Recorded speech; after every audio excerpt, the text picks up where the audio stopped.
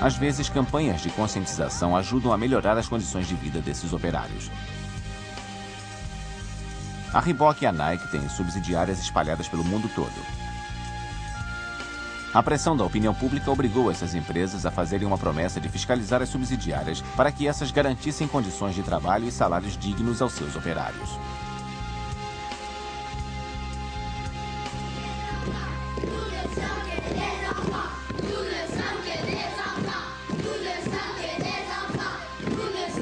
Algumas empresas formaram um comitê de importadores de tapetes orientais. Esse comitê controla a produção e afasta do mercado tapetes produzidos com a exploração do trabalho infantil.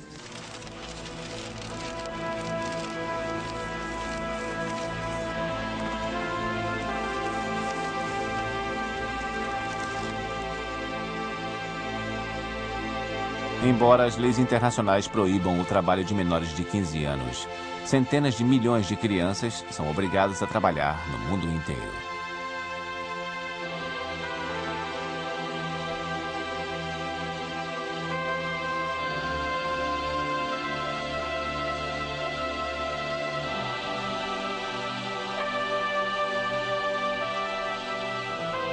As crianças são mais vulneráveis e mais facilmente exploráveis.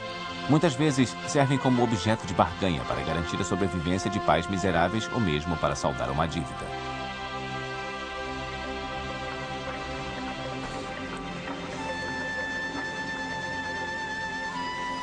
Eu trabalho porque meus pais são pobres demais. Passo o dia todo mergulhando para colocar essas redes. Muitos garotos morrem afogados. Eu queria poder voltar para a minha família.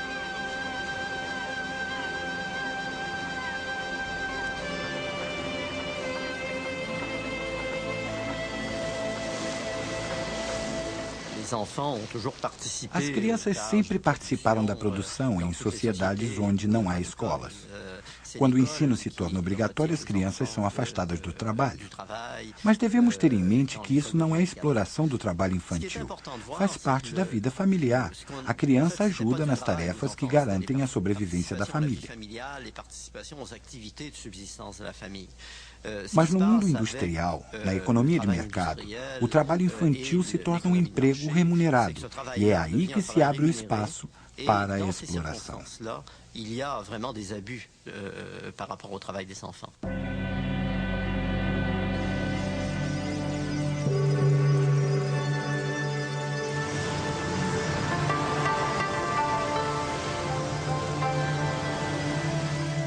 No Japão, as crianças são obrigadas a frequentar escolas até a 9ª série e quase a metade dos japoneses prossegue com os estudos.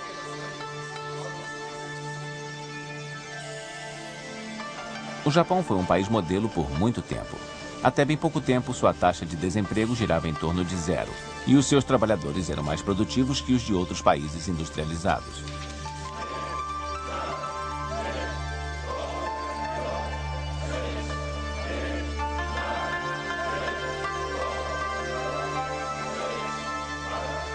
A cultura japonesa sempre valorizou o senso comunitário, a lealdade e a responsabilidade.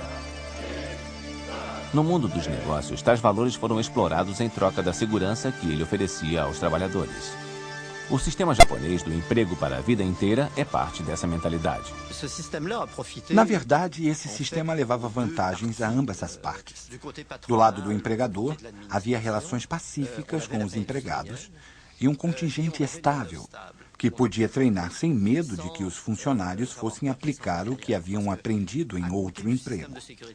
Isso porque o sistema de segurança no emprego incluía um sistema paralelo que castigava a mobilidade. Em outras palavras, se um trabalhador iniciasse sua carreira em uma empresa grande que participasse do programa de segurança no emprego, ele não poderia trocá-la por outra empresa de porte semelhante, simplesmente porque essa não aceitaria contratá-lo. Hoje, esse sistema está sendo questionado. Segundo os quadros administrativos das empresas, ele sai caro e oferece pouca flexibilidade.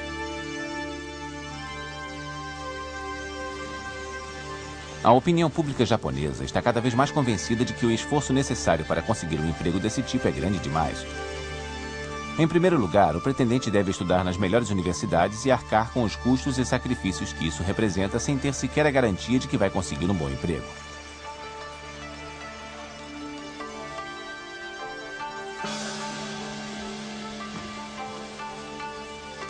Os japoneses trabalham muito.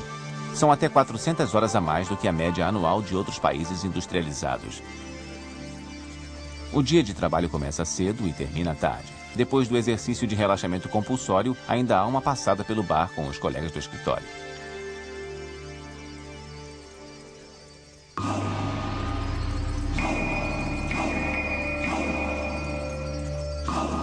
Mas tanto trabalho tem o seu preço. A longo prazo, o excesso de trabalho pode levar ao esgotamento, ou pior do que isso, ao chamado karoshi, ou morte por excesso de trabalho.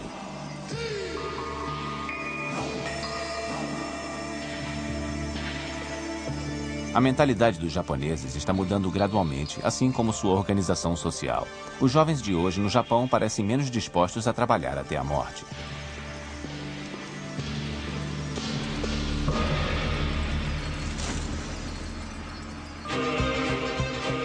A crise do trabalho.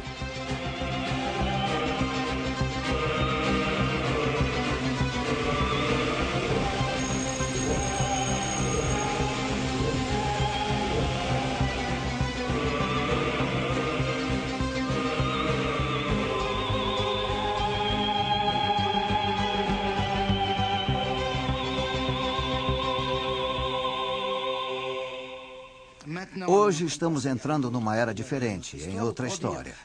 Atualmente, a riqueza é produzida não a partir de produtos materiais, mas da informação ou de relações não palpáveis.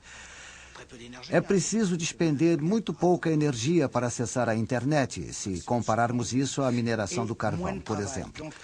Dá muito menos trabalho. Estamos passando de um sistema de produção para outro.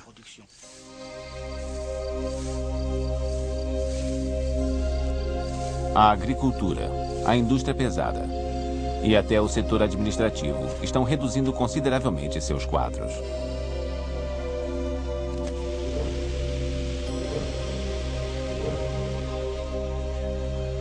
Em nome da maior lucratividade, centenas de milhares de pessoas estão perdendo seus empregos em quase todos os países industrializados. Nos últimos 20 anos, a General Motors eliminou 250 mil cargos. A US Steel eliminou 100 mil e a General Electric 170 mil. Qual a consequência disso? O surgimento de novos empregos é pequeno. Quem fica desempregado pode permanecer assim para sempre.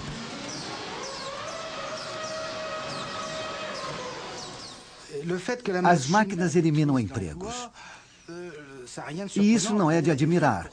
Elas foram projetadas para isso. Quem cria uma máquina faz isso na intenção de automatizar um processo. Essa é a função das máquinas, não é novidade nenhuma. É mais difícil substituir as pessoas por máquinas em funções que envolvem projetos, criação e gerenciamento. E também é difícil automatizar o comércio ou o setor terciário nos cargos que exigem mais inteligência.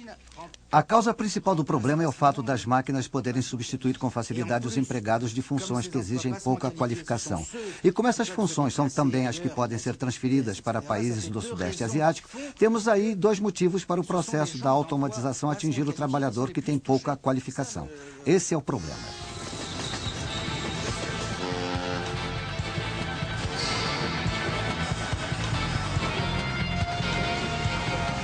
A globalização é outro fator que vem acelerando as mudanças no mercado de trabalho. E esse fenômeno é acelerado pelos meios de transporte cada vez mais eficientes.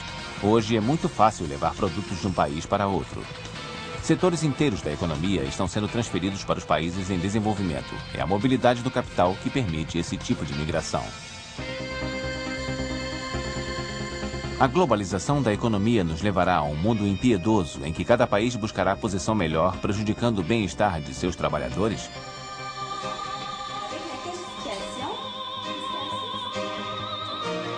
A mudança no universo do trabalho também é caracterizada pelo aumento no número de trabalhadores ativos.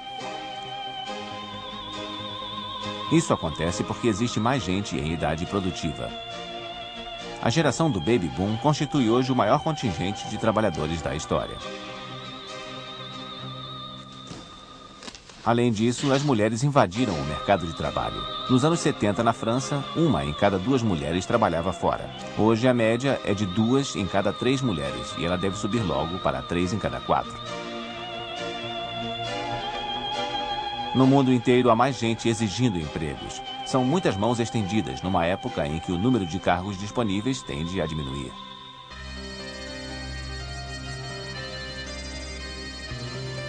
A era pós-industrial apresenta novos desafios à sociedade. Como poderemos integrar tantos trabalhadores em uma economia que não está gerando empregos? As mudanças no mercado de trabalho acontecem tão rapidamente que a sociedade tem dificuldade em absorvê-las.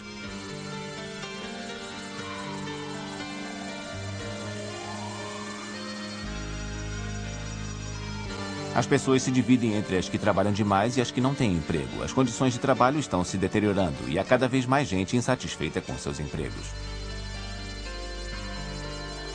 Pressionadas até o limite, essas pessoas sofrem de doenças causadas pelo excesso de estresse. Entre os desempregados, a insatisfação às vezes explode em atos violentos.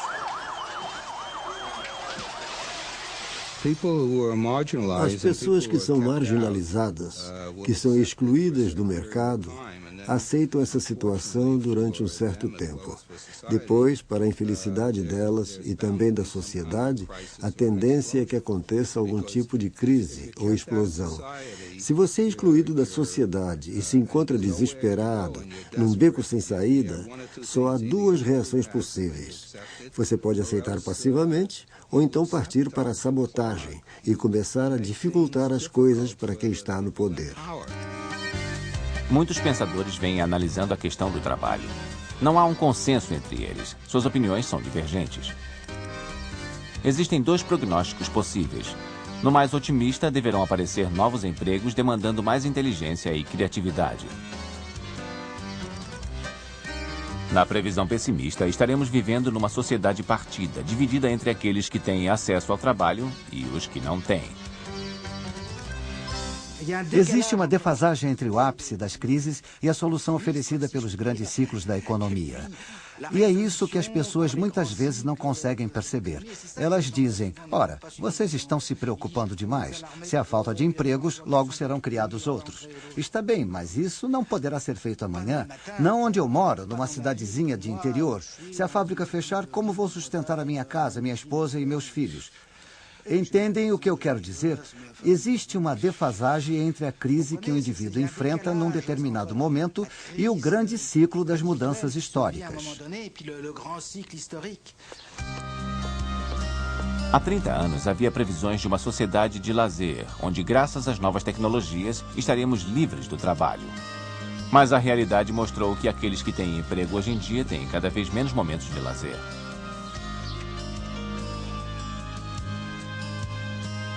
A esperança de uma sociedade ideal, onde ninguém mais tenha a necessidade de trabalhar, ainda faz muita gente sonhar.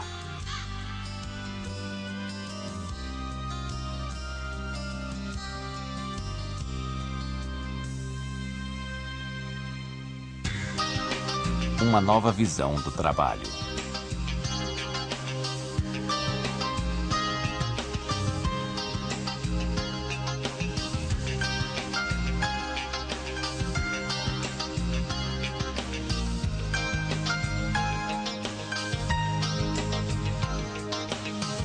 Neste final do século XX, os métodos de trabalho criados por Taylor e Henry Ford foram descartados. Hoje sabemos que tentar transformar trabalhadores em robôs aumenta o número de faltas e diminui a produtividade. Um dos erros fundamentais da mentalidade burguesa sobre o trabalho foi achar que as pessoas poderiam se concentrar exclusivamente em suas funções profissionais no horário do expediente e esquecer todo o resto até saírem do trabalho. Os seres humanos não são assim. Charlie Chaplin nos mostrou isso de uma forma maravilhosa. O operário na linha de montagem também pensa em outras coisas. De vez em quando ele vai ficar sonhando acordado com a namorada. E isso sempre vai contra a nossa ética do trabalho. O bom funcionário deixa sua vida pessoal no portão da fábrica.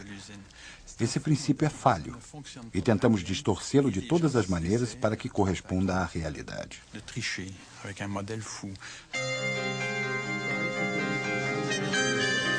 As novas tendências da organização do trabalho tentam incluir o trabalhador no processo de produção para que ele se sinta mais envolvido na sua atividade. Todo funcionário agora pode tomar parte das tomadas de decisão que passaram a ser feitas em conjunto. Hoje precisamos fazer o inverso de tudo que Taylor tentou fazer. Queremos que os trabalhadores ofereçam a sua contribuição pessoal ao processo, o seu conhecimento. Isso vale para todos os funcionários, seja o operário da linha de montagem, o gerente de projetos ou qualquer outro empregado. Ele terá sempre ideias e percepções que talvez jamais ocorreriam à administração. O funcionário sempre sabe como fazer as coisas melhor no seu setor, como melhorá-lo.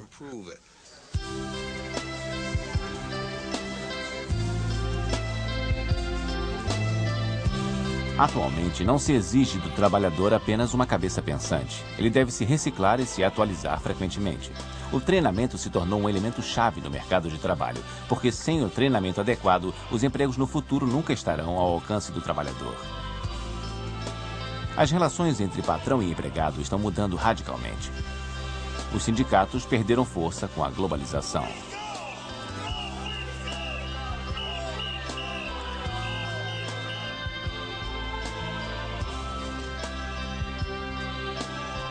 Contando cada vez mais com serviços terceirizados, as empresas diminuem sua folha de pagamento.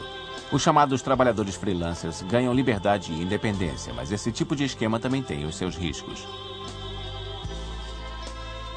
Os freelancers muitas vezes ficam isolados e entregues aos próprios recursos, sem benefícios e sem qualquer segurança. A aparente liberdade, muitas vezes, se transforma numa liberdade para trabalhar o tempo inteiro.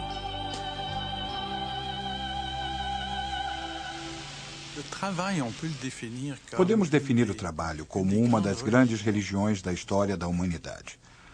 Uma religião bastante recente, que apareceu há apenas 250 anos, mas definitivamente uma religião.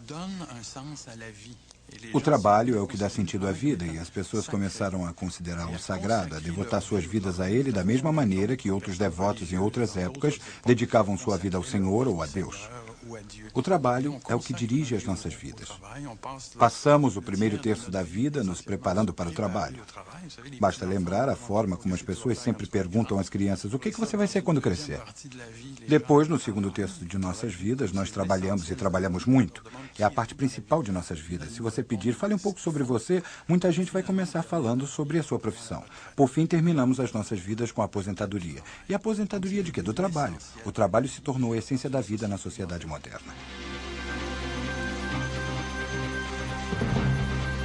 Muita gente foi sacrificada nesse culto ao trabalho.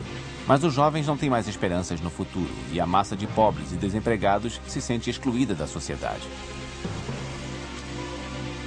Os especialistas preveem que por volta do ano 2010 ou 2020, 10 ou talvez apenas 5% da população sejam suficientes para gerar todos os produtos que o mundo consome. O que as outras pessoas irão fazer? Não existe cura milagrosa para a crise do trabalho. Mas existem muitas soluções possíveis. Todos nós vamos precisar decidir que soluções escolher e defini-las como metas para a nossa sociedade.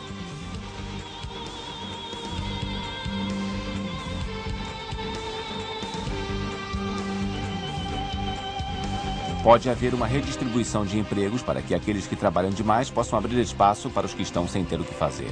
Isso pode ser feito com a redução da jornada de trabalho ou com a instituição de dias compulsórios de folga. Se a taxa de desemprego continuar alta, talvez seja preciso fazer uma redistribuição de riquezas. Se queremos viver numa sociedade justa, é preciso garantir que cada cidadão tenha uma renda mínima. Talvez seja preciso atribuir mais valor às atividades, como o trabalho voluntário, para que aqueles que aceitem viver com uma renda mínima garantida pelas autoridades possam ser mais respeitados na sociedade. As pessoas que cuidam de crianças ou dos idosos, ou aquelas que trabalham para melhorar a qualidade da vida nas suas comunidades, enriquecem a sociedade mesmo sem receber salários.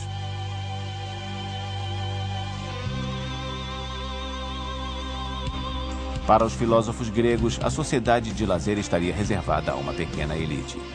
Hoje nós produzimos coletivamente uma abundância tamanha de riquezas que poderíamos todos trabalhar menos.